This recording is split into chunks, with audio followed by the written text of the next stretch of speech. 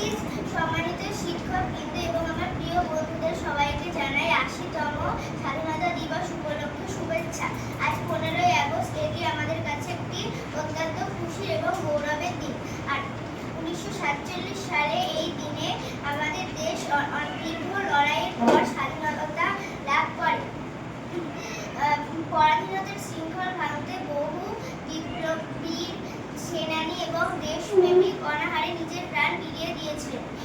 এদের মধ্যে কথা হলেন মহাত্মা গান্ধী, নেতাজি সুভাষচন্দ্র বসু, ক্ষুদিরাম বসু, ভগৎ সিং, আরও নাম না জানা হাজারো শহীদের আত্মত্যাগের বিনিময়ে আমরা আজ এই খোলা আকাশে নিঃশ্বাস নিতে পারছি।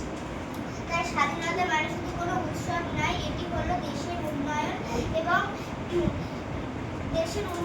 দেশের সুরক্ষা আমাদের হলো একটি বড় দায়িত্ব। ছাত্রছাত্রী হিসেবে আমাদের খুব ভালো করে মন দিয়ে পড়াশোনা করতে হবে এবং দেশের আইন মানতে হবে এবং একটা ভালো মানুষ হতে হবে।